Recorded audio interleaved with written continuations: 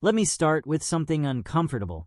Most people say they want deeper connections, but the moment they have to say something real, something honest, something that might expose them, they freeze, or they joke, or they change the subject, or they say, "It's fine," when it's not fine. If that sounds familiar, you're not cold, you're not emotionally unavailable, and you're definitely not weak. You're protecting yourself. And today, we're going to talk about how to be emotionally vulnerable without feeling exposed, embarrassed, or small. Because vulnerability is not oversharing. It's not trauma dumping. And it's not crying in every conversation. It's something much simpler and much more powerful. First, let's clear something up. Why does vulnerability feel dangerous? Because your brain treats emotional risk like physical risk. When you open up, your brain quietly asks, what if they reject me? What if they judge me? What if they use this against me? That fear is not irrational. At some point in your life, being open probably did not go well. Maybe you were laughed at.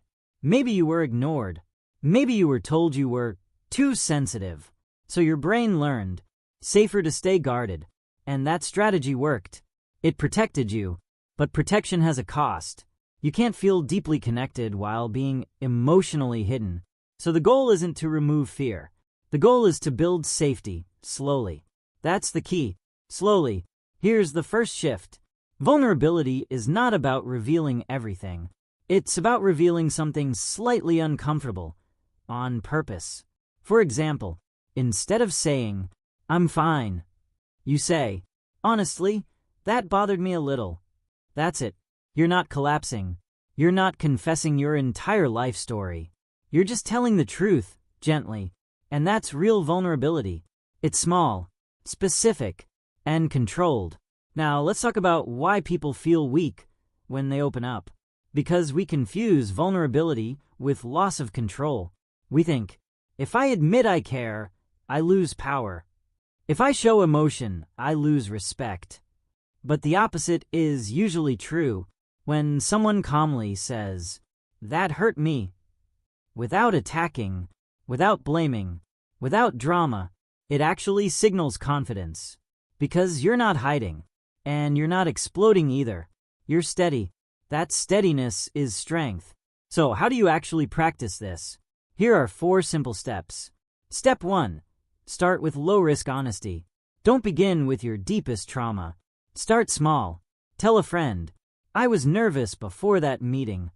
Tell your partner, "I felt a little left out earlier." Low-risk honesty builds emotional muscle. And like any muscle, it grows with repetition. Step 2. Use I language. This reduces defensiveness, both yours and theirs. Instead of, "You never listen," try, "I feel unheard sometimes." That shift makes vulnerability safer because it's about your experience, not an accusation. Step 3. Choose safe people first. Not everyone deserves your vulnerability. That's important. Being vulnerable does not mean being naive. If someone constantly dismisses your feelings, makes jokes at your expense, or weaponizes your honesty, they are not your practice ground. Start with someone who shows empathy, someone who listens. Safety matters. Step 4. Allow silence after you share. This is the hardest part. When you open up, there may be a pause. Your brain might scream. Fill the silence. Make a joke. Take it back. Don't. Let the silence sit. That space is where connection forms.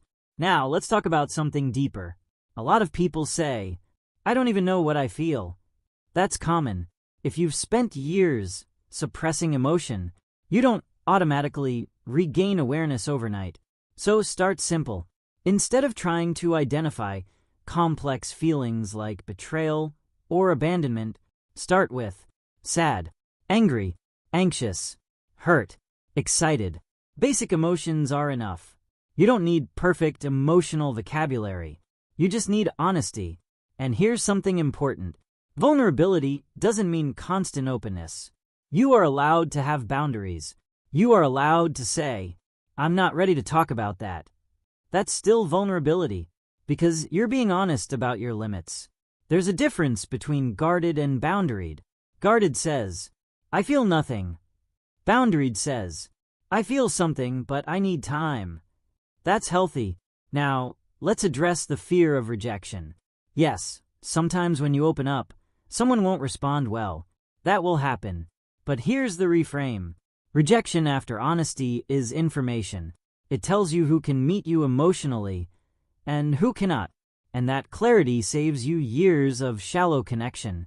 You don't lose power when someone can't handle your truth. You gain data. If you want a practical exercise, try this. Once a day, say one thing you normally wouldn't say. Not dramatic, not explosive, just real. Maybe, I actually felt insecure when that happened. Or, I was excited but didn't want to show it. One sentence per day.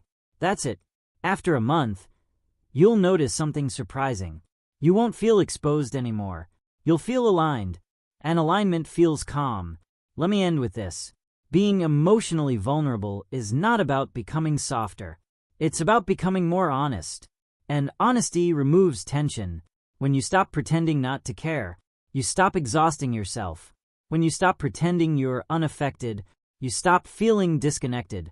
Vulnerability is not weakness. It's emotional accuracy, and emotional accuracy creates deeper relationships, not because you overshare, but because you show up as you are, not perfect, not dramatic, just real, and that's enough. If this made you think about someone you struggle to open up to, or if you realized you've been protecting yourself more than connecting, that awareness is already progress. You don't need to change overnight. Just start small.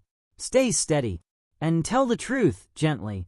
That's how vulnerability becomes strength.